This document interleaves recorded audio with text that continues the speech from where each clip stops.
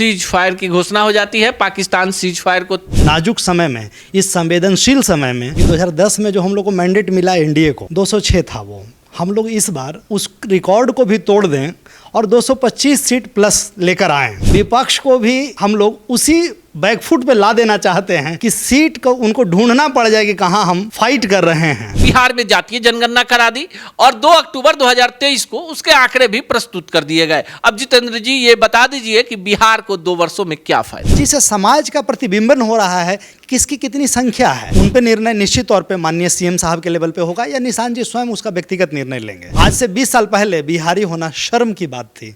25 से 30 नीतीश 225 नारे के साथ जदयू ने बिहार विधानसभा चुनाव का आगाज कर दिया है। आप सच टॉक्स को देख रहे हैं, मेरा नाम अनूप नारायण सिंह है और आज हमारे साथ कई अहम विषयों पर बातचीत करने के लिए जदयू के प्रदेश प्रवक्ता डॉक्टर जितेंद्र पटेल जी हैं। सबसे पहले स्वागत है। सच टॉक के सभी दर्शकों का मैं स्वागत करता हूं, वंदन करता हूं, अभिनंदन करता हूं। चलिए सवाल की शुरुआत करते हैं। 2025 से 30 नीतीश 225, थोड़ा इसको विस्तार से समझा। देखिए, हम लोग का टारगेट है कि 2010 में जो हम लोग को मैंडेट मिला एनडीए को 206 था, वो हम लोग इस बार उस रिकॉर्ड को भी तोड़ दें और 225 सीट प्लस लेकर आएँ।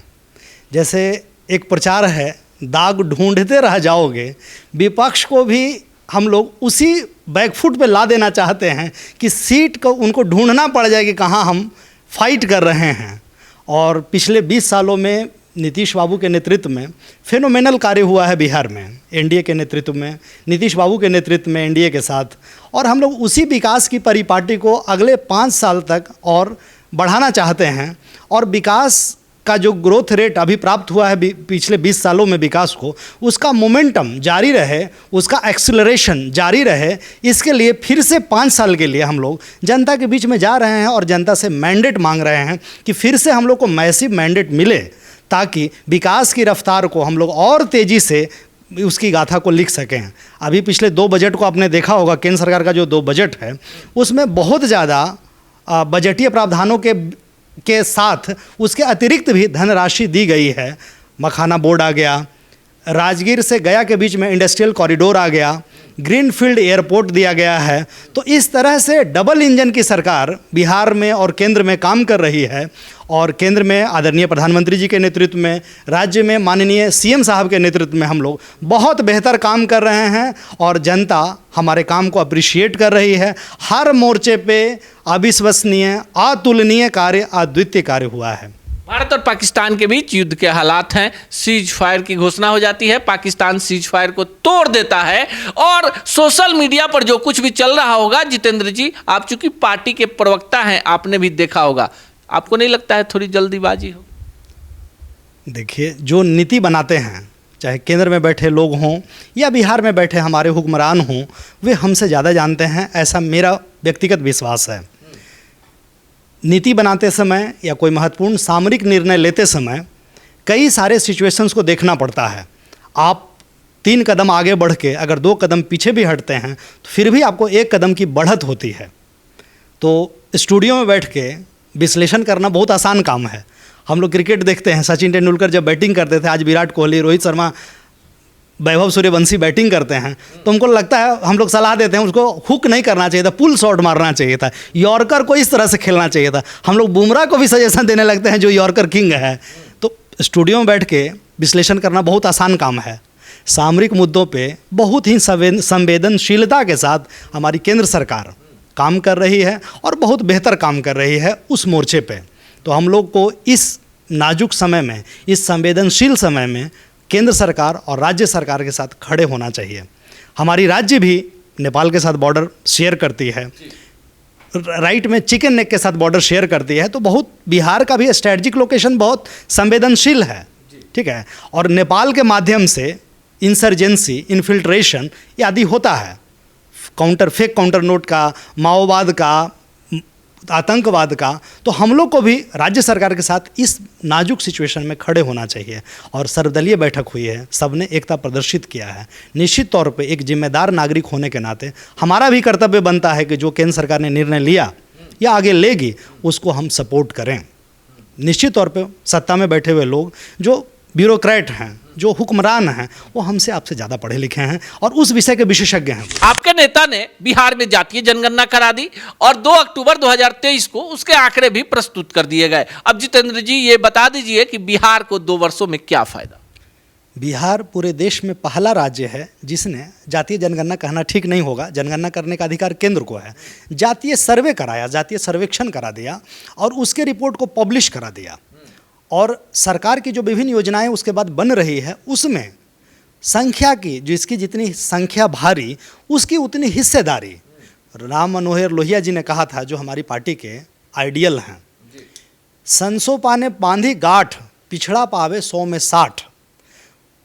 हमारे माननीय नेताजी राम मनोहर लोहिया, जयप्रकाश नारायण, कर्पूरी ठाकुर, अंबेडकर और गांधी जी के मूल्यों को आगे बढ़ाने का और उस पर उनके पदचिन्हों पर चलने का प्रयास किया है। माननीय हमारे मुख्यमंत्री जी ने जातीय सर्वेक्षण करा दिया, सर्वेक्षण की रिपोर्ट पब्लिश करा दी और बिहार में आरक्षण के दायरे को 50% से बढ़ाकर 65% या यूँ कहें 75%, अगर EWS के मामले को जोड़ेंगे तो 75% हो जाएगा। फिलहाल वो मामला सब जुडिस है, लेकिन बिहार सरकार के लेवल पे जो पॉलिसी मेकिंग है, एक हम लोग को जातीय सर्वेक्षण करना एक आईना है जिससे समाज का प्रतिबिंबन हो रहा है किसकी कितनी संख्या है। यह 100 साल पहले लगभग 1931 में हुआ। चलिए, तो इसी पर हम सवाल भी पूछ लेते हैं कि राजा का बेटा राजा नहीं बनेगा, पर आरजेडी सुप्रीमो लालू प्रसाद यादव के पुत्र तेजस्वी यादव बिहार के सीएम के प्रत्याशी होंगे। रामविलास पासवान जी के पुत्र चिराग पासवान जी बिहार के विकास पुरुष होंगे, या जीतन राम मांझी जी के पुत्र होंगे, तो फिर क्या नीतीश कुमार जी के भी पुत्र होंगे क्या? देखिए, इस मुद्दे को सुपरफिशियली देखना बहुत सही नहीं होगा। सचिन तेंदुलकर का बेटा भी क्रिकेट में आया, अर्जुन तेंदुलकर। गावस्कर के भी बेटा क्रिकेट में आया, रोहन गावस्कर। और अमिताभ बच्चन का भी बेटा फिल्म में आया, अभिषेक बच्चन। लेकिन वे तीनों को अपेक्षित सफलता नहीं मिल पाई। आप जानते हैं इस विषय को। राजनीति में आना किसी राजनेता के बेटे का महज संजोग हो सकता है, पहली बात। दूसरी बात कि अगर उनमें योग्यता होगी तो आगे कंटिन्यू करेंगे। नेता के सिर्फ आ जाने से राजनीति में चुनती तो उसको जनता है ना। क्रिकेट में जब तक वो टैलेंट नहीं रहेगा। अच्छा, सचिन तेंदुलकर किन के बेटा थे जो क्रिकेट में आ गए? विराट कोहली किन के बेटा? उनके पिताजी का नाम आपको पता है? वैभव सूर्यवंशी किन के बेटा? उनके पिताजी क्या क्रिकेटर रहे हैं? तो जो फर्स्ट जनरेशन लीडरशिप आया अपने आप में बहुत वो टैलेंटेड है। जैसे बिहार के संदर्भ में देखिएगा, 3 बड़े नायक लालू जी, नीतीश जी और रामविलास जी स्वयं संघर्ष करके राजनीति में अपना करियर उन्होंने बनाया या अपना मुकाम बनाया, लोगों की सेवा की। मेरा सवाल अब उतना विषय की गंभीरता में जाने का नहीं है, सीधे सीधे पूछ लेते हैं। क्योंकि आप पार्टी के प्रदेश प्रवक्ता हैं, पार्टी में काफ़ी लंबी सेवा दी है। निशांत कुमार का स्वागत कर रहे हैं आप लोग। देखिए, निशांत जी पे निर्णय हमारे लेवल पे नहीं होता है। मैं पार्टी का एक सिपाही हूँ, एक कार्यकर्ता हूँ, प्रवक्ता हूँ। जब उन पे निर्णय निश्चित तौर पे माननीय सीएम साहब के लेवल पे होगा या निशांत जी स्वयं उसका व्यक्तिगत निर्णय लेंगे। उन पे बात करने के लिए, उनके विषय में कुछ बोलने के लिए मैं, आपको लगता है कि निशांत जी को राजनीति में आना चाहिए, इधर सक्रिय कुछ ज़्यादा? देखिए, प्रवक्ता के तौर पे तो नहीं, लेकिन अगर व्यक्तिगत तौर पे मेरी राय ली जाएगी, व्यक्तिगत तौर पे मेरी जो कैपेसिटी है उसमें मैं तो बिल्कुल चाहूँगा कि उनको राजनीति में आना चाहिए। जिनके पिताजी 20 साल से बिहार के सीएम हों और जिनके पिताजी 50 साल से भी अधिक समय से सक्रिय राजनीति में हों, लेकिन आज तक आपको कोई एक उदाहरण नहीं मिलेगा जहां पे निशांत जी के द्वारा सत्ता का दुरुपयोग किया गया हो। वही दूसरे तरफ देख लीजिए, नेता प्रतिपक्ष को और उनके परिवार को देख लीजिए। दुरुपयोग के 1 नहीं 2 दर्जन उदाहरण मैं अभी का भी माइक पे आपको गिना सकता हूँ। ठीक है, तेज प्रताप तेजू भैया का उदाहरण तो भाई पूरा बिहार जानता है, कोई बताने की जरूरत है? बताइए। देख लीजिए इनका, नेता प्रतिपक्ष जी का, केक काटते हैं हेलीकॉप्टर में और मछली खाते हैं हेलीकॉप्टर में, और जब कोई महत्वपूर्ण विषय रहता है तो घूमने कहीं और निकल पड़ते हैं।